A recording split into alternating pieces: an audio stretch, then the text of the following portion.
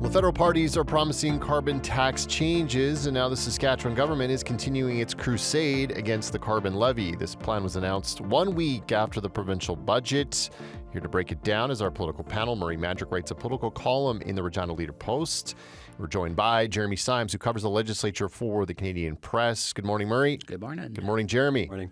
So, Jeremy, what are the details on what we got yesterday? For sure. So first, I'll just explain our system. So it's the output-based performance system. So this is for heavy emitters in the province when they are producing emissions, and if they go beyond those targets, they have to pay into this technology fund, and this fund is supposed to go into other clean projects in the province to reduce those emissions. We, as Sask Power ratepayers, also pay this as well on our Sask Power bills. We pay this carbon tax, and that money also goes into a fund at Sask Power. We have the Small Modular Reactor Fund to pay for this future modular reactor, and this rate stabilization fund to smooth out any rate hikes that Sask Power may have to put forward in the future. But the news really was Premier Scott Moe announcing that he is pausing this entire plan starting on Tuesday. So we're no longer going to pay this carbon tax on our Sask Power bills. And then any large emitters are also going to have their payments deferred as well. So Moe is calling this a carbon tax. Saskatchewan's the first carbon tax-free province. It's going to save people and businesses money. And he's taking a cue from federal politicians on this during this federal election campaign. We have Pierre Poilievre saying he's going to scrap the industrial carbon levy. And you have Liberal leader Mark Carney, who has scrapped the consumer-based levy, going to still make heavy polluters pay. It's also a fiscal issue, though. Saskatchewan's posting a $12 million surplus, but $431 million of revenues in the province come from this industrial carbon levy revenue. So the opposition NDP is saying, well, if you get rid of that revenue, Saskatchewan's going to find itself in a deficit position. We asked Moe about this, and he says he's still committed to balancing the budget and that it'll have an immaterial impact on our budget. So, Murray, this wasn't in last week's budget. We were there covering it. I didn't see it in even the fine print. Nope. It wasn't announced on the election campaign last fall. So why now? Well, do you want the ridiculous answer or the really ridiculous answer? I'll take both. Well, I'll give you the ridiculous answer related to the budget, because the ridiculous answer related to why it was in the budget, and I don't believe for a moment that this is just a spur of the moment thing. I think this is calculated. I think they understood the impact of this all too well, and this is the impact that Scott Moe wouldn't address in the scrum yesterday. The impact on the budget that Scott Moe wouldn't address is the fact that, as Jeremy described, this is $431 million that's counted as revenue. It might be flowed through revenue, but it's still counted as the revenue that governments use to balance the books. Had they announced it 7 days ago or 7 days earlier in the budget, there would have just been absolutely no credible argument that this budget was balanced. Not that there was a particularly great argument that this budget was balanced, but there would have been absolutely no argument that was balanced. Now, that's the ridiculous answer. Here comes the really, really ridiculous answer. He is doing this, and he stated this quite openly.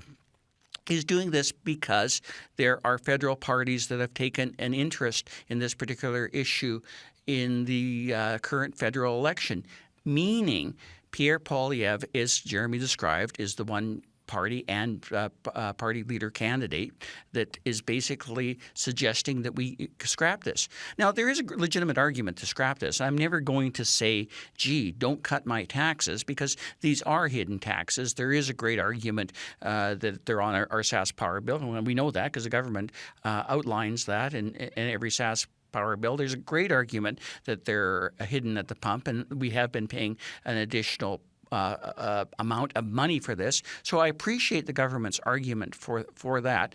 But if that's the case, run on it in the federal election. You've stated that you oppose this for years. This comes as no surprise to anybody. And the only reason, frankly, they haven't got rid of it is they've used it in past years to make past budgets look better. Now they're basically saying we want to do this because we want to have this as part of the election conversation in the federal election. In essence, it's trying to change the narrative. It's throwing a bone to Pierre Poilievre, which is the absolute wrong reason to be doing that, because that's not your job. Your job is there to run the provincial government, to present balanced budgets, and to put Saskatchewan people in the best possible situation, both fiscally and in terms of service delivery. This does neither, because once again, we have to ask questions of what's going to happen to all this money theoretically saved to develop small modular reactors, technology, etc., and what's going to even happen from a trade standpoint, because some European countries actually insist on the tax on heavy emitters. Jeremy, when it comes to those answers, did we get any of those answers yesterday? Not really, no. That's one of the big questions right now is what's going to happen with all of this. You know, we're supposed to have money for a small modular reactor.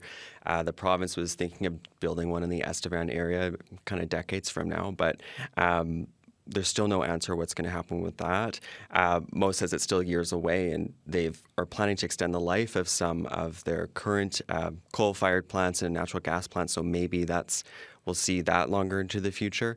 But there's still a lot of questions, and the opposition NDP was bringing this up with Alina Young, saying this rate stabilization reserve, for example, that Sask Power gets from these levies, if Sask Power is no longer getting those dollars, are our Sask Power bills going to go up because they don't have the money to smooth out any rate hikes into the future? Like Murray mentioned, what happens to the money that's already been collected? Where is it going?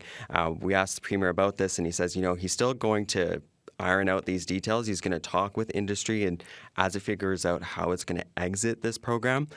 So hopefully we see some more details in the months ahead.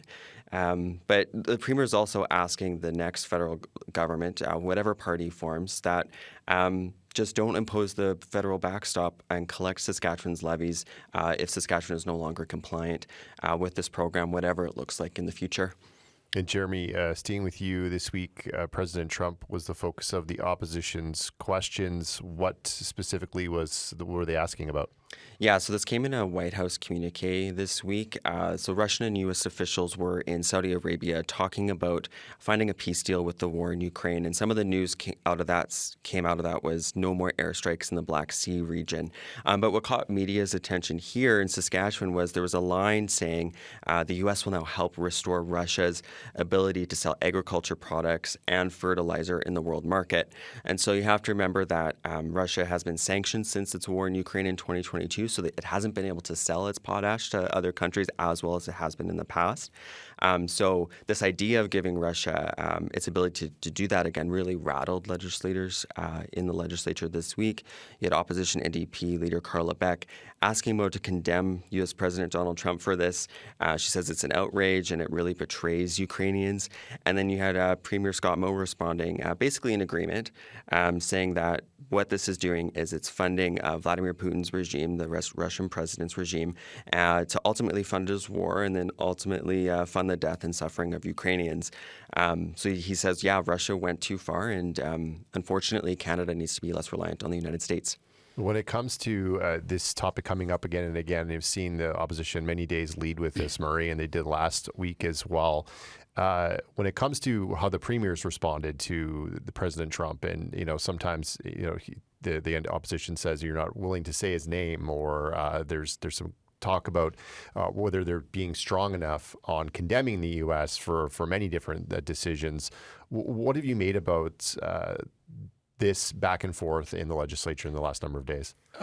I think Premier Scott Moe has come a little closer to his sweet spot in terms of where he should be, or maybe even where he wants to be on this particular issue. I thought his comments Tuesday were much better and actually kind of good in some ways. There always has been a bit of a legit argument saying from the Sask Party and from Scott Moe saying that we don't need another screaming voice being angry at the U.S. We have enough of those. We need some ability to reach out to our contacts in the U.S. He talks about the Rolodexes and all the premiers reaching out to their contacts in hopes that they're going to move Donald Trump. Well, that isn't happening. Unfortunately, that's not what the Canadian people have wanted. I don't think that's what the majority of Saskatchewan people really want. They want leaders to basically expressed their views, which is one of anger right now, one of anger with the U.S. and everything else. So in one way, I guess I kind of give Scott Moe some credit, who normally takes a gauge of the political winds and follows them. He's not necessarily doing that. He's I think behind the Canadian public and the Saskatchewan public on this issue might be indicated in that recent Angus Reid poll, where although he only fell slightly, every other premier, or most of the other premiers, soared in popularity, many soaring past him.